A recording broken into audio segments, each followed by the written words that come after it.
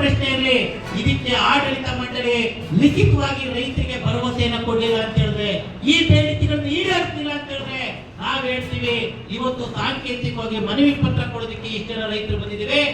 ಈ ನಮ್ಮ ಚಾಮುಂಡೇಶ್ವರಿ ಶುಗರ್ ಫ್ಯಾಕ್ಟರಿಯ ವ್ಯಾಪ್ತಿಗೆ ಬರ್ತಕ್ಕಂಥ ಎಲ್ಲ ರೈತರನ್ನ ಒಟ್ಟು ಮಾಡಿಕೊಂಡು ಅವತ್ತೇ ನೀವು ಈ ಬೇಡಿಕೆಗಳನ್ನು ಈಡೇರಿಸಲಿಲ್ಲ ಅಂತ ಹೇಳಿದ್ರೆ ಫ್ಯಾಕ್ಟರಿಯನ್ನು ನಡೆಯೋದಕ್ಕೆ ನಾವು ಅವಕಾಶ ಮಾಡಿಕೊಡೋದು. ಏನಾಗುತ್ತೆ ನೋಡೋಣ. ನಮಗೋಸ್ಕರ ಇರೋ ಫ್ಯಾಕ್ಟರಿ ನಮ್ಮನ್ನು ಉದ್ಧಾರ ಮಾಡ್ಬೇಕು ಅಂತಿರೋದು, ಯಾರೋ ಮಾಲೀಕರು ಉದ್ಧಾರ ಮಾಡಕ್ಕಲ್ಲ. ನಮಗೆ ಅದರಿಂದ ನಷ್ಟ ಆಗ್ತಾ ಇದೆ ಅಂತ ಹೇಳಿದ್ರೆ ನಾವು ಸಹಿಸಿಕೊಳ್ಳ ಸಾಧ್ಯ ಇಲ್ಲ ಅಂತ ಹೇಳಿ ಹೇಳ್ತಾ ಈ ಹೋರಾಟವನ್ನು ಮುಂದುವರ್ಸೋಣ. ನಮ್ಮ ಹೋರಾಟ ಬಲಗೊಳ್ಳಬೇಕು ಅಂತ ಹೇಳಿದ್ರೆ ರೈತರಿಗೆ ತಿಳುವಳಿಕೆ ಕೊಡಬೇಕು, ಅಲ್ಲಿ ಸಂಘ ಕಟ್ಟಬೇಕು, ನಮ್ಮ ಲಾಭ ಏನು ಅಂತ ಅರ್ಥ ಮಾಡಿಕೊಳ್ಬೇಕು. ಆ ಕೆಲಸನ ನಾವು ನೀವೆಲ್ಲರೂ ಸೇರಿ ಮಾಡೋಣ ಅಂತ ಹೇಳ್ತಾ ಇಷ್ಟೊಂದು ಮಾತಾಡೋದಕ್ಕೆ ಅವಕಾಶ ಮಾಡಿಕೊಟ್ಟಂತ ನಿಮ್ಮೆಲ್ಲರಿಗೂ ಹೊಂದಿಸಿ ಮತ್ತೊಮ್ಮೆ ಕರ್ನಾಟಕ ಪ್ರಾಂತ ರೈತ ಸಂಘ ಈ ಚಳುವಳಿಯ ಜೊತೆಗಿರ್ತದೆ, ಚಳುವಳಿಯನ್ನು ಮುನ್ನಡೆಸ್ತದೆ ಅಂತ ಹೇಳಿ ನನ್ನ ಮಾತು ಮುಗಿಸ್ತಾ ಇದ್ದೀನಿ. ಎಲ್ಲರಿಗೂ ನಮಸ್ಕಾರ.